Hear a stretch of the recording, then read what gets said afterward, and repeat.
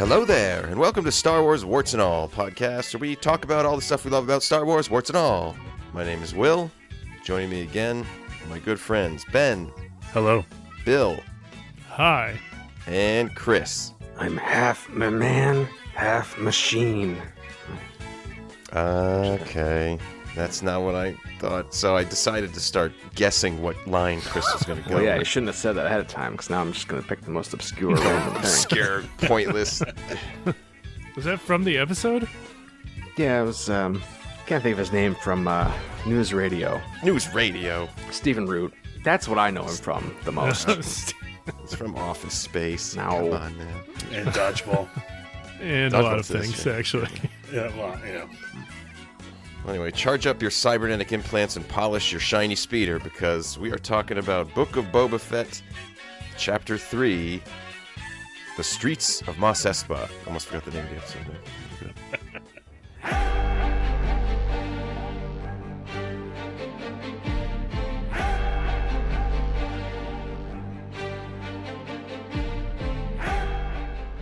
So first thing I wanted to do, because I forgot to last week, was talk about the writer-director situation here, because I feel like they made a bigger deal of that with The Mandalorian. Or maybe I just made a bigger deal out of it when I was hyped. But, so, the show is executive produced by Robert Rodriguez, along with Dave Filoni and Jon Favreau. But Jon Favreau is the writer of all of these episodes, apparently. Oh, so he's the one who ruined it then. Okay, good. Okay, Chris.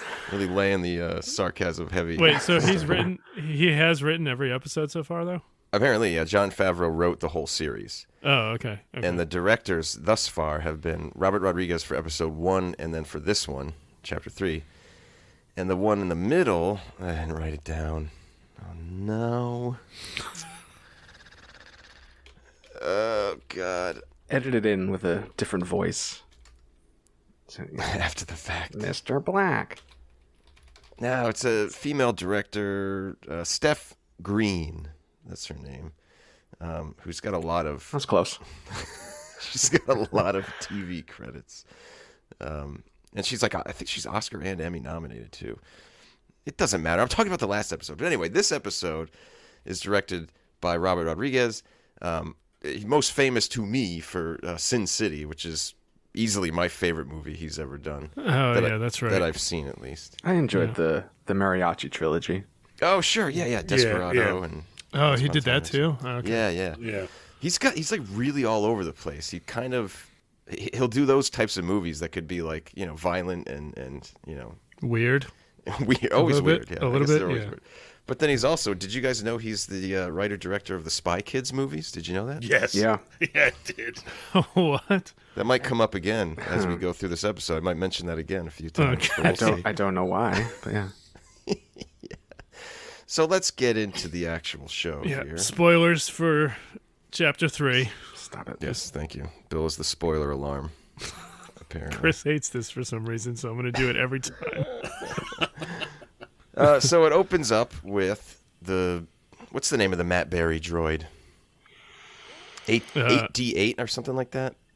I think that's it. God, we really need to do our research before the episode. It's the torture droid voiced by Matt Berry. I love that Matt Berry gets to do a droid voice, and he Yes. actually had like a good part in this series, which Yeah, is pretty I'm, cool. I'm glad he's not doing it over the top like every other character he does.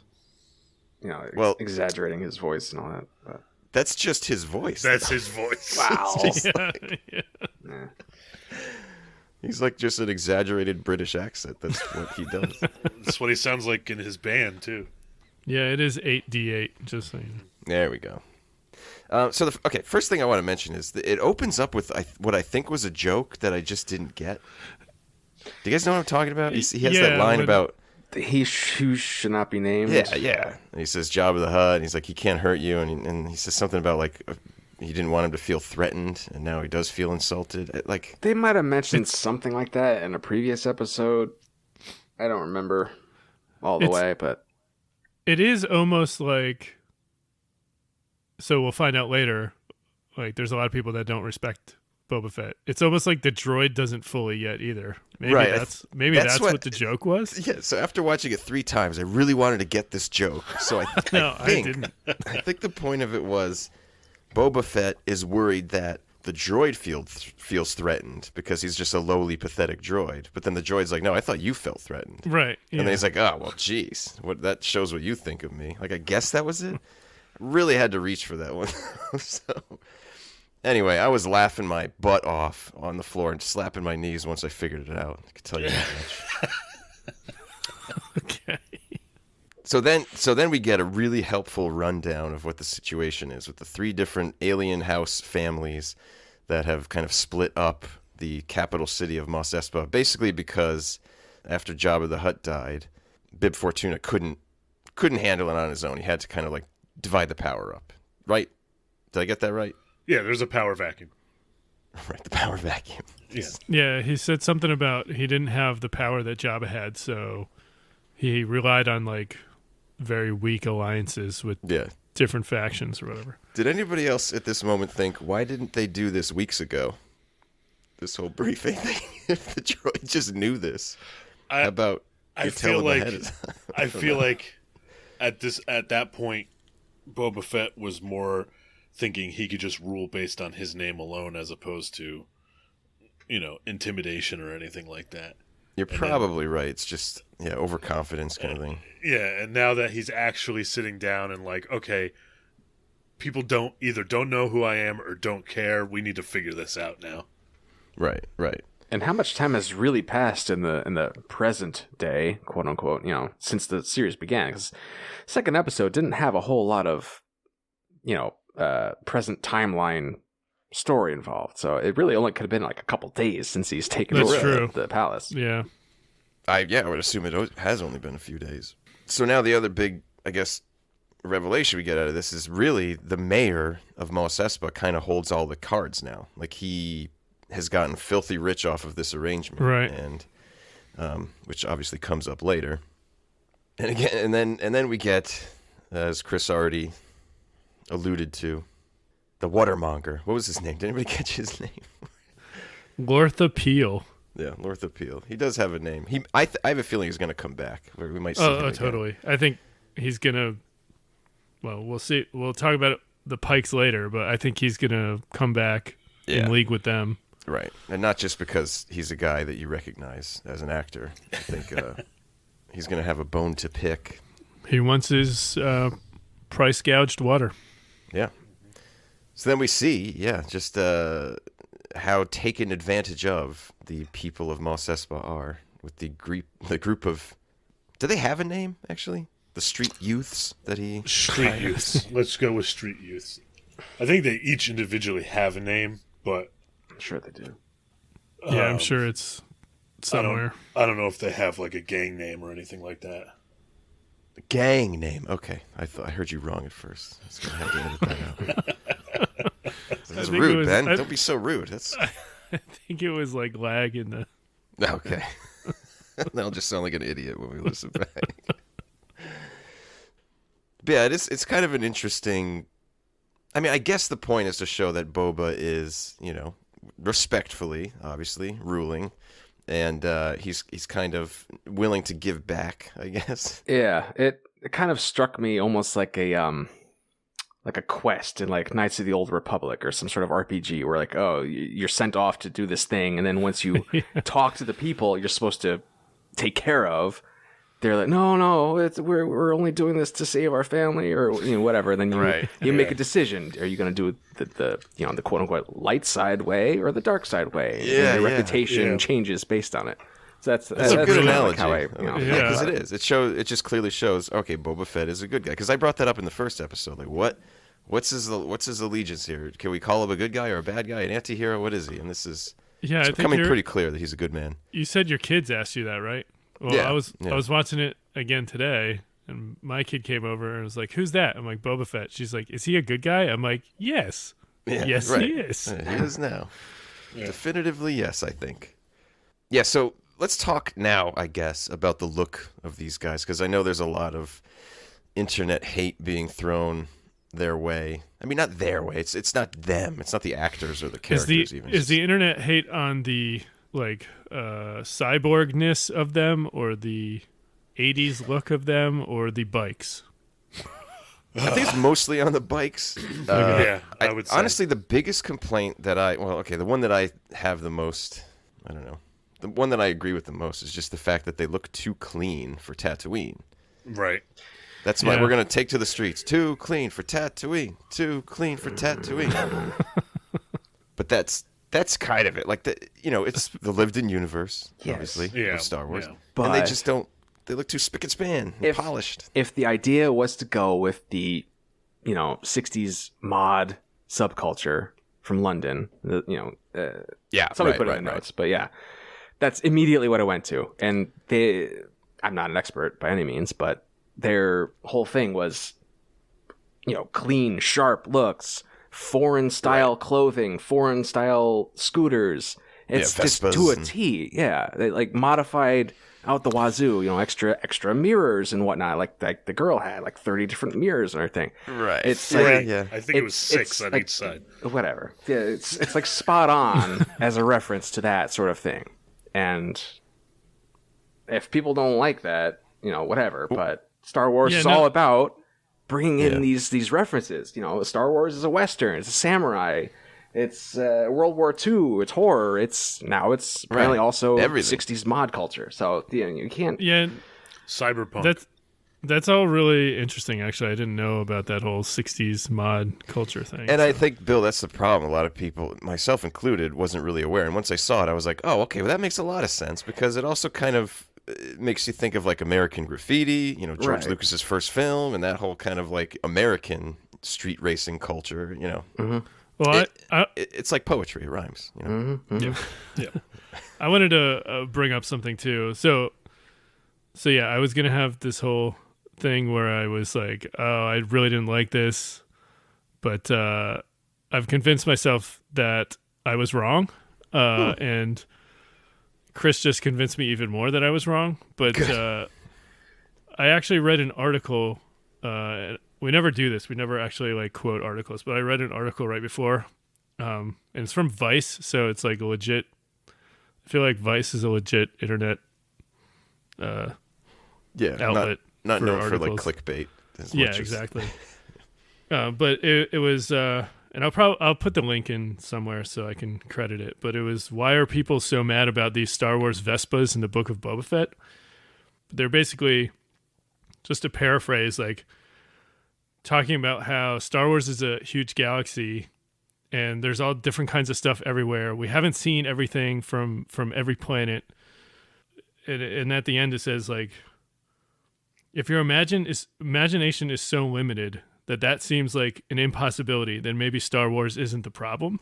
Right. Yeah, and I was like, perfect. Yes, this is it. Like, that's it doesn't the fit into argument what to the I whole... want Star Wars to be, so I won't accept it. Here's a simple explanation. They're all from Coruscant. They're buddies from high school, and they have rich parents, but they want to get away and like make their own name. So like they mod out their scooters. They take what money they have and they go out to the Outer Rim to try to like cause havoc. And then they run out of money, and now they have to start stealing water. That's, right, because they're young and stupid. Whatever money they get, they're not using it to buy water and food. They're using it to get a new implant or to spruce up their bike. That's all they care about. They're just. But yeah, I loved the conclusion to that article, because I feel like it's in my head, that is the argument against the argument that, oh, well, that's not Star Wars enough, because the reality of it is, like, Star Wars is created from people's imaginations. It's created by very creative people,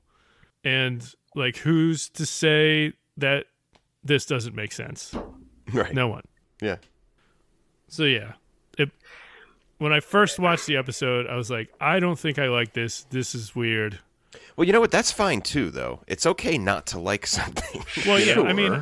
I mean, to be honest, like, it wasn't my favorite part of this, really. I would say the same thing. There's parts of it where I was just like, okay, whatever. This is not something I would look forward to watching again. But right. But overall, I still like the episode. That it got was a little excessive. I know. That's always the case. But my initial reaction was like, this this really doesn't belong. And then just watching it again, hearing Chris talk about the mod culture and reading that article, I decided I was wrong. Yeah. Good. You've grown, Bill. What? I'm a reasonable person. That's what happens. The problem is, though. How dare you? Well, then you're not a Star Wars fan. Get out. No. Okay. See, it's You have to be unreasonable. It's the problem is the conclusion to that article is more or less the same exact argument as the people in the opposition. It's just twisted the other way. So I can't say that the Weitz article is right, but people are wrong. It's the same thing, just flipped on its head. So everyone's entitled to their opinion, Right. but don't Right, yeah. hate people for liking something. That's all. Right. That's my Don't that's yuck my big someone's issue. yum. Yes, that's all. That's it. Okay. Moving on. Are we moving on? Sure. We're moving on. Yeah, I think we talked enough about the... Because then we get to my favorite part of the episode. You guys might know what I'm talking about. Right after the flashback? title card. No. Just Getting to before watch Boba Fett in the back to tank again. that. No, it's when right after the title card, a wart Of course. grabs out of the air a bird that caught a lizard, and Yes. it gets both of them at There's once. always a bigger fish. Yeah. I didn't notice the whole sequence until like the second or third time that I watched it. I was like, oh man, that's awesome. Are we 3 for 3 with wart references now? Has every episode had one yet? Hey, we're on Tatooine. We should, Yeah. as far as I'm concerned. And then we go to the flashback. Yes. So yeah, the first thing that the second time I watched this, it's kind of neat how it seems like they're drawing some parallels between Boba Fett and losing his father leaving him, and then we go immediately to Boba leaving the Tusken camp and little boy Tusken watching him ride off. Maybe I'm connecting dots that don't exist, but I kind of feel like they were drawing some parallels there as far as... I feel like the whole imagery here was to show when he was growing up, he was on his own most of the time. That's what I think. Like he didn't really have his father as a role model because he was never there. And then he had like lived his whole life independently, doing everything on his own, never really finding like a true calling Or like a place he belonged. or a place he belonged people. until he got to this situation where in the last episode we saw it. I was thinking about it. They really make it seem like almost like literally a rebirth. Oh yeah, Comes that's out the of point. comes out of the Sarlacc. The and water then he- breaks and he is reborn. Yes. and then he gets taken in by the Tuskens and now he's part of a community. And it's like I think that is the moment that really changed him for the better. Totally. That answered all of our questions about like what are his motivations, what is his purpose. He's a good guy. I mean, I still don't quite know where this is going to go. I have an idea, but we can. We'll get there. I just want to do a little shout out to the Bantha riding music is a really nice kind of variation on the main theme. Yeah, I liked when he was riding into the town, and it sounded like music if you were watching an old Western and someone's like strolling into a Mexican town. I feel like it was, I don't know, maybe just like a Western town. Like a Pueblo or something. Yeah, that's what it reminded me of. Yeah.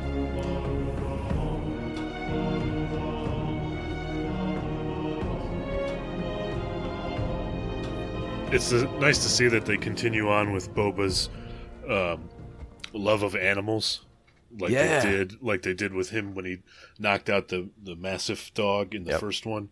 Right, that's a good point. He just got off and he pet his bantha, and just like cares for animals. Plus, that was definitely like a practical bantha of some sort. I don't know if it was animatronic or what, but it was impressive. Yeah, I think a lot of the creatures so far have been practical, except for the wart because it's very animated. But right in the huts. Yeah, but like the creatures. Yeah. I know what you mean. And then this is also we gotta mention the little Pelly cameo as he's riding into town. Pelly from the Mandalorian, the mechanic with the pit droids, walks by. I don't think it's actually the actress, but it's certainly meant to be her. Yeah. Oh, I didn't even catch that. What? And another thing, he speaks to 2 Jawas here. Ben, did you notice? Female Jawa? You mentioned... Yes, you mentioned What? last week fat Jawa. I put in my notes Jawa boobs. Yep. Female Jawa. Yep. I You did gotta not look notice closely, that. but I looked closely. They're I'll there. say that. Yeah. All right, so Boba meets with the Pikes, and it took me a second viewing to realize, or to think, maybe I'm wrong again about this too, but it seems like the Pikes just totally played Boba, right? Mm-hmm. They just got him out of the camp so they could wipe out the Tuskens as revenge. Possibly. Yeah. Like the second time around, I was like, oh, that's probably what happened here. The Pikes are slime bags. They just told the gang, like, listen, this just happened to us. You better take care of them. We got rid of their enforcer. Now's the time. Yeah, and it's then, possible. and then they're just spinning this whole again. They're messing with this poor Boba Fett and his. Well, he's yeah, a 'cause dummy. He's just so dumb. I wouldn't be surprised if they did do that for revenge for embarrassing them on the train at the train. See, I don't know though, because it wasn't like they called him. He went to see them. Like it would have made more Right. Oh yeah, he sent a message. He said or something. You got my message. Yeah. Yeah, he reached out to them. So I think Well, maybe it wasn't premeditated then. Maybe they Saw after it opening. that they tipped off the figured it gang. out. That's- That's what I think. And plus, for the Pikes, it's win-win because if Boba buys it and the Tuskens somehow do overcome these, what's the name of the biker gang? The Kintan Striders. Striders. Oh, yeah. There you go, Striders. Smoking a pipe in the corner of the prancing pony. Okay. But, what was I saying? Something about... Yeah, it could have been a win-win scenario because even if the Tuskens won, then they still had their protection from the Tuskens and Boba. Right. Yeah. That's a good point.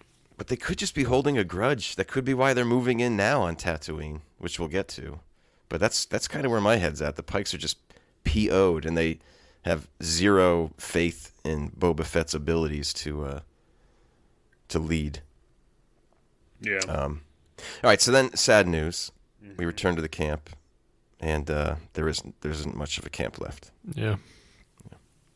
It's pour one out. The only Tusken that we recognize that we actually see laying there is the chieftain or whatever. Right. Yeah. Which begs the question, who's actually dead? I think the one that we believe is female might still be alive and show up later. That's my I think that's my pretty theory. much guaranteed. Yeah. I think it would have been a little bit more of a bigger thing if she was dead. They probably would have stayed on her a lot more than the chieftain. Yeah, she definitely had I more agree. meaning Yeah, to good him. point. And I assume that the child is probably dead. I think they were implying that by burning the child's Yeah, stick. because of his little gaffer But they don't stick. want to show a dead. But it's Child's body. it could go either way on that. Then I actually thought that, and I rewound back to when he's leaving, and the kid is holding a different stick, I think. Yeah, that's true. He it's a does little kind of pull the different. little one out of his robes as he's going to burn it. So maybe he's been holding on he to just it. had it. Yeah, I don't know. and he just assumed. But why would he just assume if there's no body? You know, you're right. The kid's got to be dead. I don't know. When he's standing there after he burns the bodies, and he looks absolutely heartbroken. You Yeah. actually Like- see tears in his eyes. Yeah. Tears, and I liked that. Tears in his eyes, but not on his Not- cheeks. Yeah. No, No. Boba Fett does not cry. I Sensitive, refuse to but not accept weak. that. Yeah. I would have turned it off. I would have canceled the podcast. We're done. Boba Fett does not cry. I can't watch this Disney Plus garbage anymore. It's over. I think with that emotional reaction, I have a feeling that Yeah, there must have been some evidence that we didn't see because yeah. this episode in particular seems targeted more toward a child audience, especially in the last scene. But if not, they're doing something wrong because I don't know who that's for. Then. I wouldn't be surprised though if he shows up later, because I mean it's Star Yeah, it could Wars. If they happen. don't show a body, there's a good chance he's still alive. Yeah. Mace Windu has entered the chat. Oh God, I still think that's going to happen someday. Somehow. All right, so then we get the Rudest of Awakenings, Boba Fett gets ripped out of his Bacta tank. That scared me. Honestly, Yeah. I jumped. It was a good moment, yeah. Sorry, I wanted to say one more thing about the flashback thing. Oh, yeah. And that I think based on that and some of the other things that we've seen so far, my theory, I know this is Chris's favorite part, and mine. I don't know why I'm making theories. I think Boba Fett is doing what he's doing just to build an army to take down the Pikes. I think this is a revenge show. It could be. I don't think he cares about being a crime lord, other than this is what he thinks he has to do to destroy them. Yeah, you could be right. The only thing I would push back on is he seems completely caught off guard that the Pikes are involved in the current time stuff. That's what I would say too. Like, he doesn't seem to know, but he could have been planning to build an army, and they just happened to drop it in his lap early. I mean, that might be. And maybe he didn't. Maybe, yeah. I mean, maybe he thought this was a good place to build this syndicate so that he could go after the Pikes. He didn't expect them to actually. He could still be surprised that they are basically seizing control or something. Yeah. I don't know. And that's actually something that I was thinking about in that sense is if they do leave Tatooine, which at this point, I don't know. There's only 7 episodes. They haven't yet. And it's, we're coming up to our 4th one next week. Yeah. If they were to leave Tatooine, I think the only other place they'd go is Obadiah, which is the Pikes' homeworld. Sure. Right. Makes sense. It's been name dropped several times. Since they name dropped it. Yeah, that's right. But I mean, we got to see a ship at some point in the series. I don't think they're going to go the whole series without showing a ship. Boba Fett's starship, yeah. The slave owner, are you afraid to say it? No, it's actually confirmed now. It's the fire spray. The fire spray. The fire spray. As of yesterday, broke the mold. I think. Isn't that? I thought that was the type of ship it was. That is the type. That is the type of ship it is. But they had the Razor Crest is also a Razor Crest, right? That is true. That is the type. Okay. All right. So maybe they're going that route. They had an interview with Ming-Na Wen and Tamora Morrison, and they both said it was called the fire spray, and it was. They were like, well, we're calling it the fire spray in the show, and that's what it's going to be called from now on. Is basically what. Well, you know what? Boba has had a change of heart. Less. Yeah. Well, he realized the wrongdoing of slaves, and he decided to change the name. Yeah. There you go. Because he's grown. Yeah. as exactly. a man. Anyway, I just Fire spray is a cool name too. Sure. It is. Yeah. I just problem want with to fire. touch back on the problem of coming up with theories before we move on. I believe it was last week we said, "Oh, yeah, I think we're going to see Jabba's palace full of Tuskens. He's going to bring them all in and have them as his army." That didn't age very well, did it? No, but not too that's late. But But There's here's countless the thing. Tuskens out there. Well, sure. None of us are mad about that, though. That's the thing. It's fine.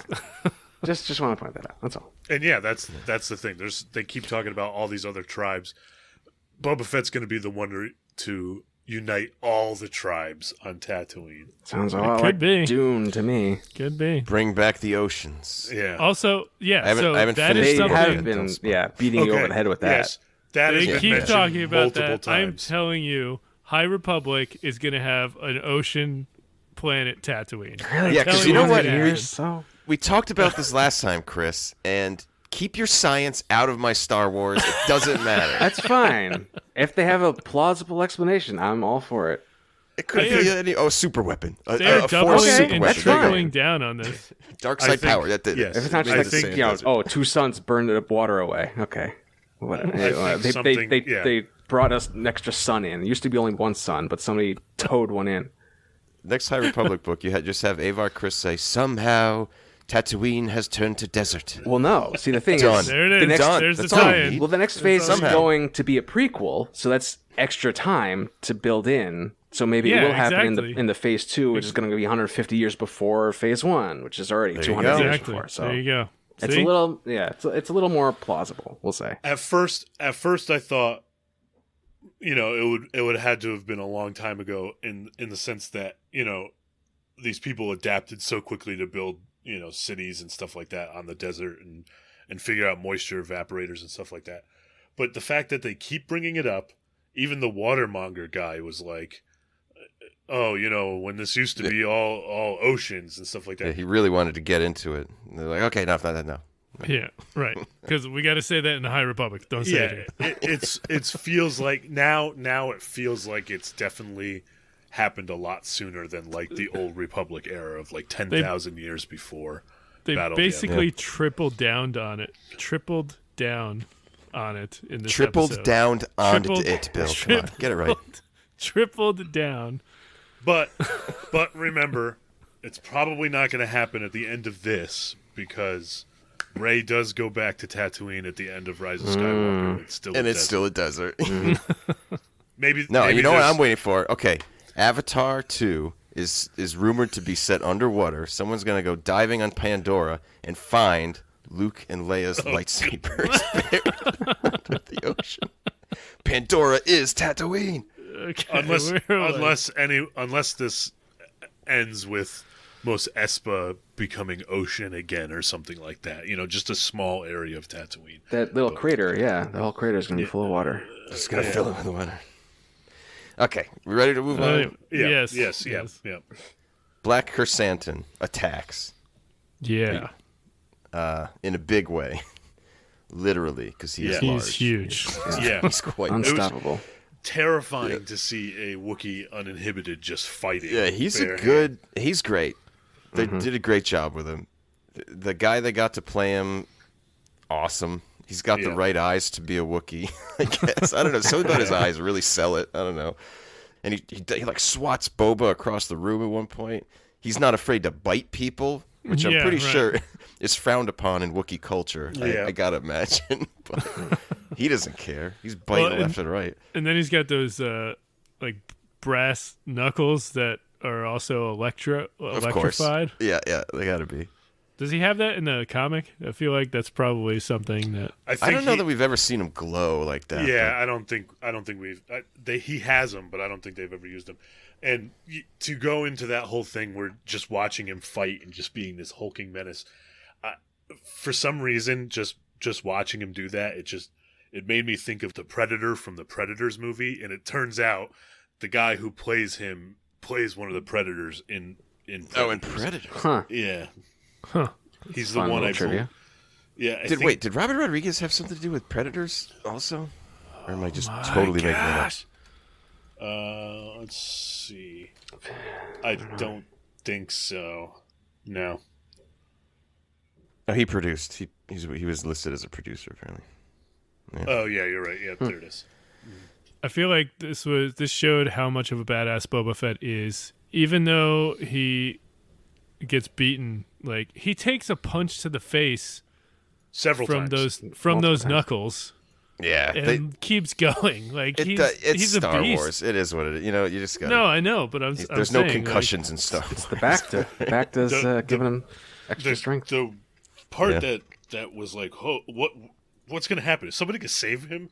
Is when he had him in that like death hold, and you just hear his bones snapping. Ribs. And I'm like, he was like going. Somebody's got to save him. Yeah. That's when the cyberpunk kids come to the rescue. Mm-hmm. So I've decided to call them the cyberpunk kids because it's like spy kids, but so it's like spyberpunk kids. Gotcha. You get it? It's terrible, but I get it. Watching this scene though, I was thinking like, all right. Are we getting a spin-off comic or a cartoon series? Like, what are these colorful characters? Like, where are they going? I always you think it's just for this show? That too. It just seems like they're setting something up. They each have a specialty. I could see it coming up in like a Star Wars Adventures comic. Yeah, I think so. Oh, maybe. But I was shocked to see this fight go on for so long before the Power Rangers even showed up. Power Rangers, get out of here. I wrote it down in the show notes. These guys must be super loyal now to Boba Fett because they literally went in to fight this Wookiee who's almost killing Boba Fett. They were ready to die for him. Well, yeah, I mean that's their paycheck though. I guess. They want a job. I chalked it up to cockiness, honestly. That too. Yeah. Mm-hmm. They clearly think. And once again, our Gamorrean friends are late to the party. They needed some. They needed some nice tassels for their scooters, for their handlebars. Put some nice Wookiee dreads on those.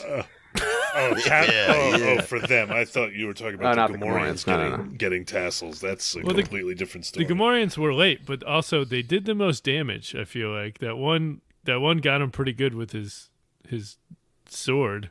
Yeah, he got him like right in the back. But then he had his neck chomped on. Of course. I did like that Boba allowed him to use his back to tank after that. Yeah. Jabba or Bib probably would never have done that. They would have just been like, whatever. Yeah, get feed rid him of to the Rancor. Yeah. Who cares? Real quick, is he wearing the same diaper that Luke wore in Empire Strikes Back? No, it's not his it's not the same. Yeah, you got. It's like the gray, the whitish gray looking. You glance over a slippery whities. Boba Fett in his underpants, because that was definitely my daughter's comment. Was he's fighting in his underpants?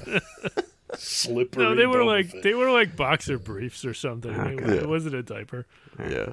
Let's do a side by side. Good. You do that. You're right ahead.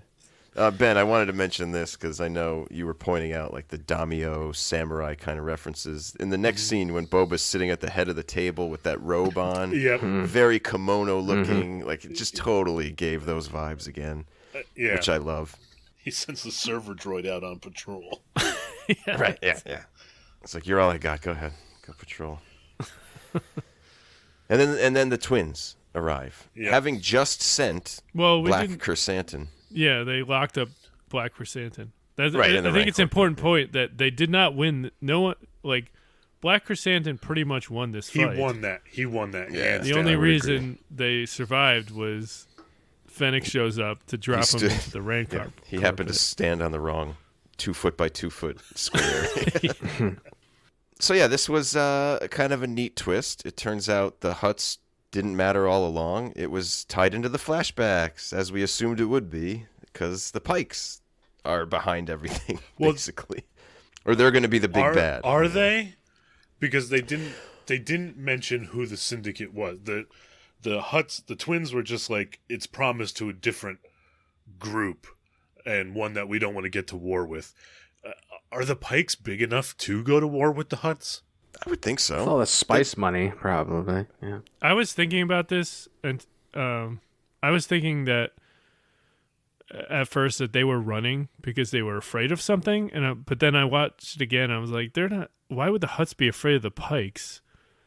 And so I was like, are we going to find out that Crimson Dawn is involved? It could be. I don't know. But then I watched it again, and I was like, oh no, they weren't afraid. They were just like, we don't want to deal with this because it's bad for business.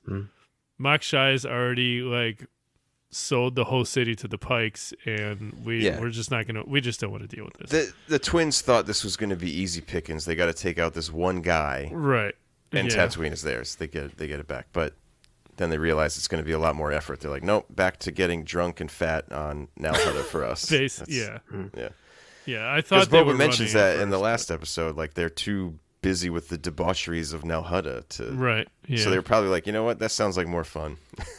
We're done with this. There's more animals to wipe the sweat off of our brows, our armpits with.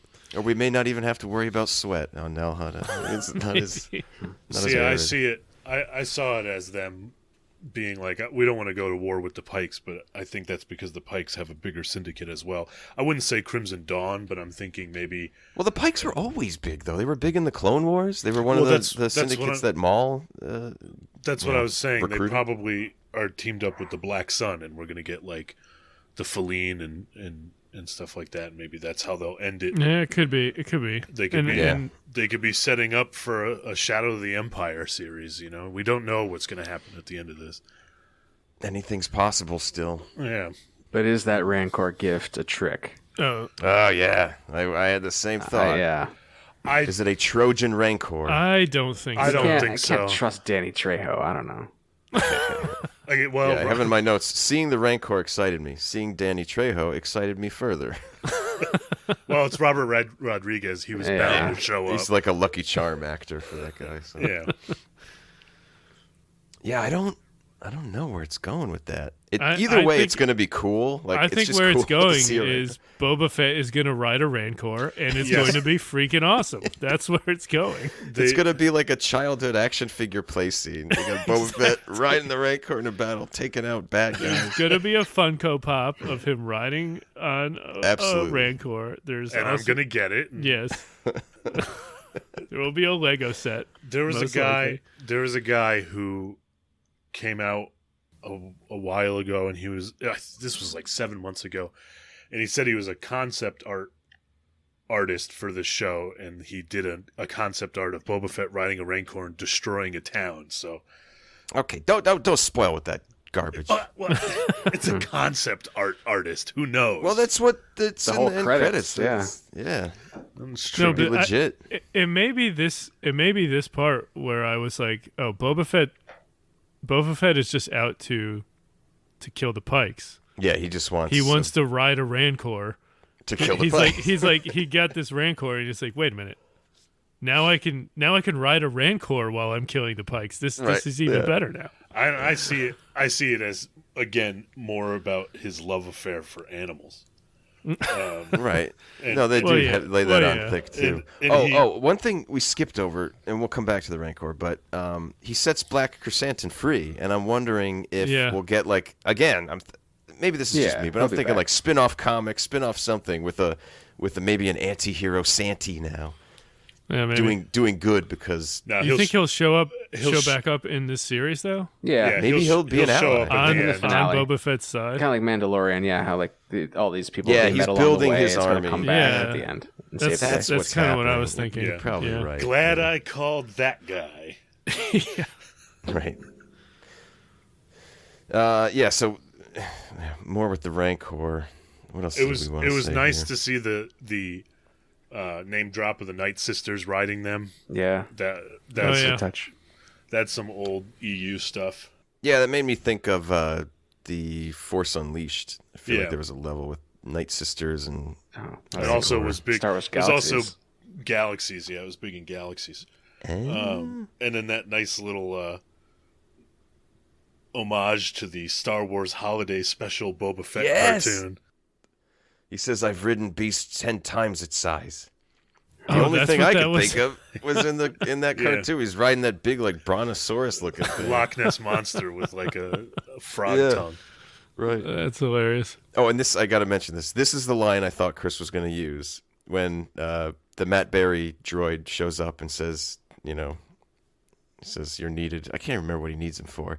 And he's petting the Rancor and he just looks over and he's like, "Not now, I'm busy." I love that line. I was like, I hope that's the one.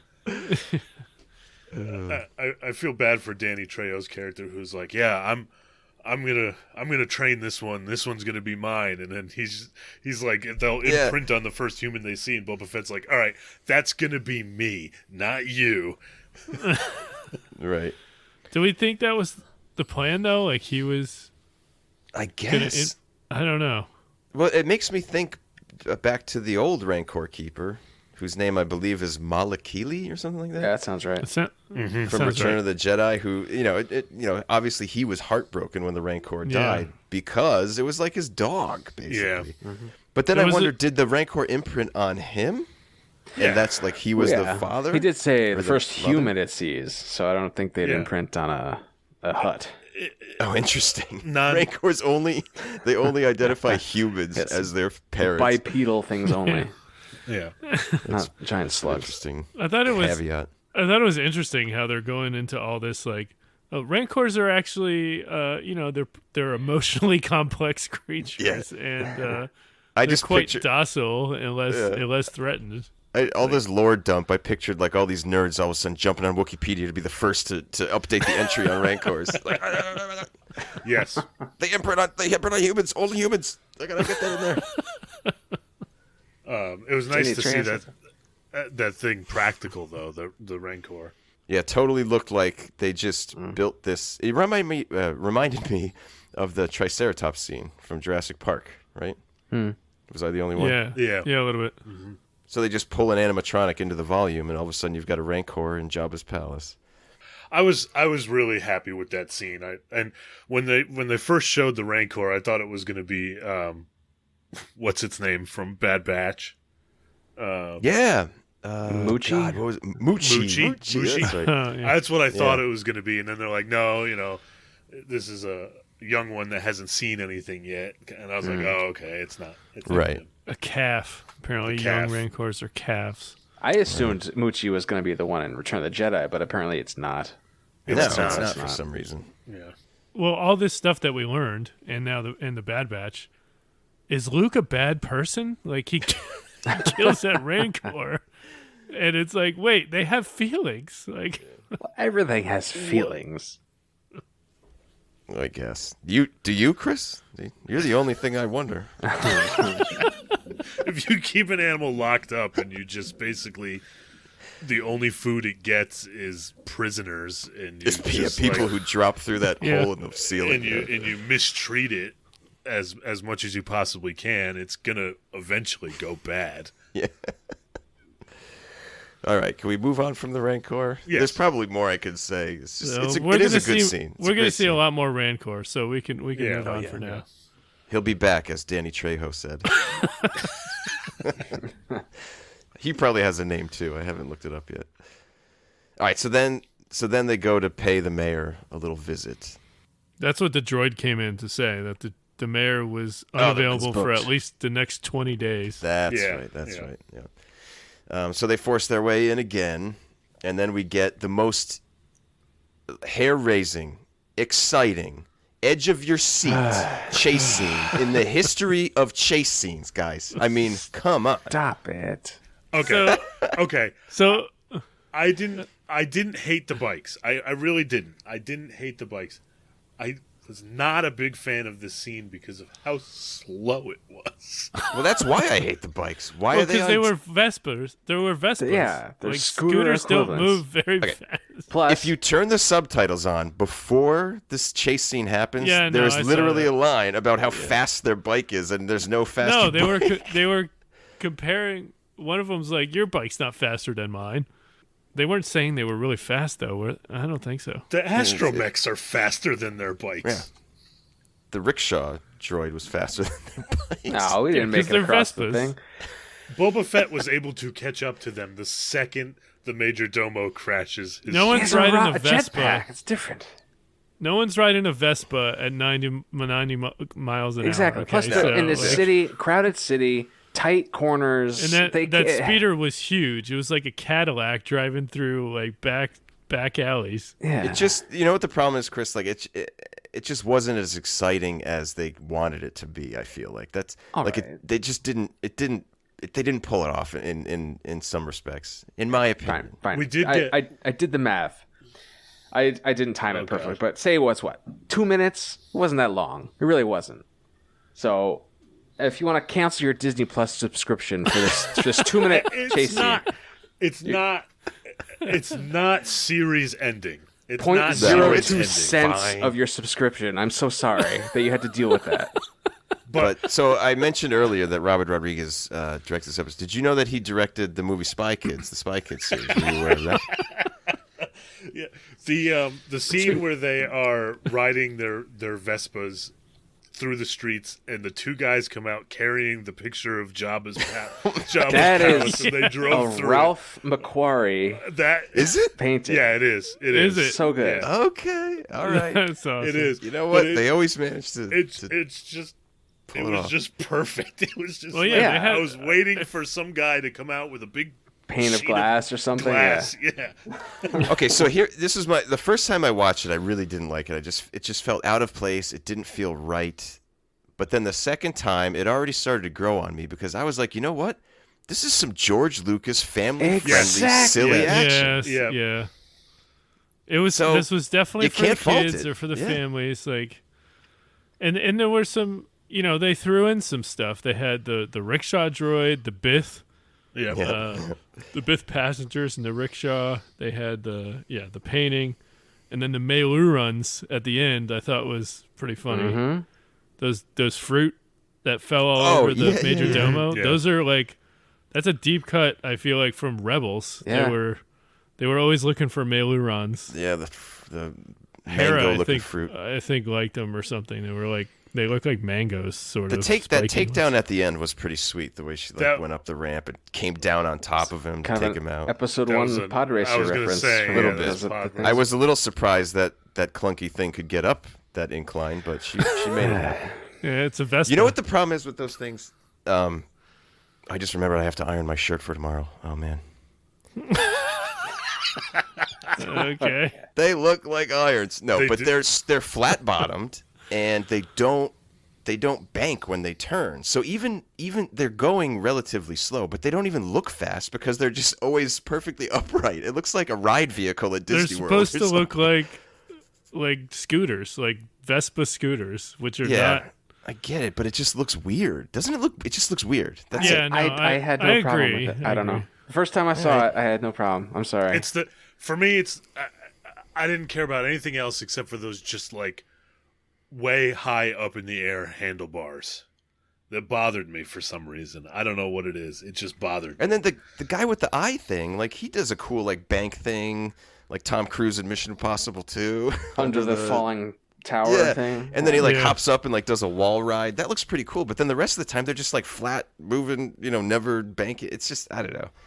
That's what really bothers me more than anything. More than the colorfulness, more than the shininess. It's just the fact that they just look clunky and slow. And I'm glad that they weren't going that fast. Otherwise, that blonde guy would have died when he hit that table instead of only falling 2 feet, 3 feet from his bike. I'm kind of glad it was him who fell, though. I don't like that guy for some reason. I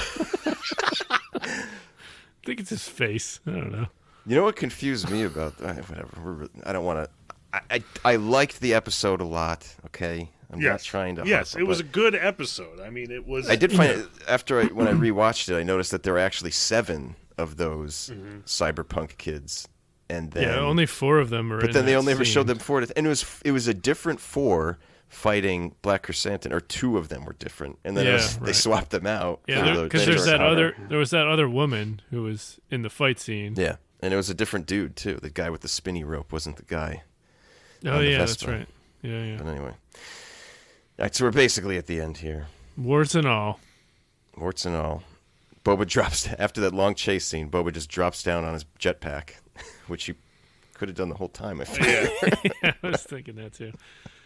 Well, let's give them a chance to prove themselves. Yeah, it was a test. Right. Oh yeah, definitely. So has the mayor abandoned Mos Espa at this point? Like, is he out of the picture? You think he's just took his money and ran, kind of thing? Maybe he was actually a little bit afraid of Boba Fett. Yeah. Killing him. The Major Domo says he's with the Pikes. Right, because he ran to them. Yeah, because he's I have wait, a feeling... Boba Fett's probably going to kill me now. I need to leave. So he'll maybe be back then. Yeah, I think so. Did anybody else think that was the Galactic Star Cruiser landing in the scene with the Pikes? I don't know what. Is that what it's supposed to look like? Yeah, I thought they were really trying to show how extravagant the wealth of the Pikes are, that they could stay on the Galactic Star Cruiser. It's a similar ship, but it is different. Because this is still way early, I guess. It had Millennium Falcon vibes, and so I was thinking it's probably Corellian, maybe. It could be, yeah, like the engine exhaust. Yeah, so the Pikes show up. Only a few, for what do they say, like a dozen or something? A dozen, yeah. But more are on the way. Boba claims that they'll be ready for war. And my question is how? Because right now, I guess he's building his army, but he's taking his time. He doesn't quite have what I would call an army at this point. He's got enough surveillance with the. I mean, there's more mirrors. Flashbacks to see. I mean, maybe. I don't know. Actually, probably. That's something I was thinking about. Is we might be getting really close to the now part of the flashbacks, because they're like the Mandalorian season 2. Yeah, because arrival of Boba Fett. The Tuscans dying at the camp, I think, is what triggers him to be like, I need to go get my armor so I can avenge these guys. Yeah, I was thinking that too, but also maybe he finds that other Tuscan that we think is still alive, and I don't know. It's hard to say. Yeah, if she starts to go to a different tribe or a friendly tribe to them. maybe she will unite the clans to go after the Pikes or something. I don't know. Another really important thing to keep in mind with all this flashback stuff, maybe you disagree with me, but it's Boba's fault that they all got killed. Because they were living peacefully. The chieftain mentions that. I mean, sure, they'd get picked off by a train every now and then, but Boba was the one who decided to attack them and got them all killed as a result. It's entirely possible that if he does find out that Tusken, like, she is really mad at him. That could be. Actually attacks him for that. I don't know. Or again, to like Chris said earlier, maybe this is just, I think it was Chris, maybe it was Bill or something. This could just be, his guilt is forcing him on like a revenge mission or whatever. Yeah, no, that's, yeah. Or maybe I feel like that is what he's actually doing. Yeah. He finds her, hands her his gaffy stick. She looks at it, throws it over his shoulder. I was waiting for that. No, I think he's out for revenge. I mean, what we do know of Boba Fett is he focuses on a mission and completes that mission. So maybe he's fallen back. I mean, he still has like everything he's learned from being with them, but he could still fall back on like his nature. And he's like, well, now my mission is to kill all of these bad guys. Pikes. Yeah. Well, you know what? I wanted to swear, but I saw some arguments, not arguments, whatever. Haters, let's call them, saying that Boba Fett, we haven't really seen him in his full glory like we did in that episode of The Mandalorian when he's using his knee rockets and he's like shooting guys without looking and all that. Right. But you can't have that every episode. It's coming. No, It's going to happen where he is going to just unleash holy hell. Yeah, the final... possibly from the back of a Rancor. Yes, on Rancor. Yeah. So where I'm kind of thinking is it's either going to be, or possibly both. There's more Tuskens out there, right? That's gotta come into play, and there could even be like either an alliance. Like he might have to convince the other three families. I was just gonna say that that they're better off with him. Yeah. Oh well, we saw that in the trailer. Like he still dinner. hasn't had that meeting with that dinner with them. That's right. Yeah. Man, that's right. Yeah. So the trailer didn't just show episode one, maybe two. Yeah. That's also where that's also where I came into the thought that the reason why the Hutts are leaving is because the Pikes are coming, and the Pikes are not alone, and that's why Boba Fett needs a bigger. He's going to need even more help. Yeah. Yeah. Well, they have that Nikto speeder gang. Maybe that's bigger than we think. If there's no like swoop race between that gang and Boba's gang, I'd be shocked. Wow. I don't think it's going to be much of a contest, Although I wouldn't be surprised to see a flashback where he wipes out the entire speeder gang. Like, he's already wiped them out at this point, possibly. I feel like that's what I think. I think he said, the last words he said to the Pikes was that you'll never hear from them again. I think that's still going to remain true, even though the Tuskens are gone. He's going to have it out for them first, and then the Pikes are next, and maybe that's where we pick up with the current time. But he's finishing the job. Do you think that if he had done that previously, people would actually respect him and know that he means business? You know what I mean? If he took out a big gang like that. Well, he might get the help of some more Tuskens first, kind of like rally them. Boring conversation anyway.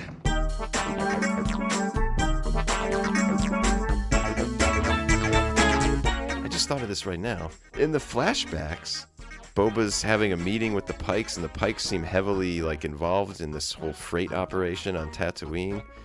And then now they're re-arriving on Tatooine? Are they coming back?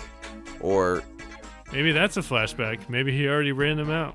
And now they're returning and they're pissed. And then you'll be right about that, Reinforcements. No. We'll find out in the next couple episodes. Yeah. We're also quickly approaching. This is episode 48 of our little podcast here. We're going to hit 50 episodes soon. On the 5th episode of... And it's probably already been a year, right? Has it been a year? I think so. We got to have a cake.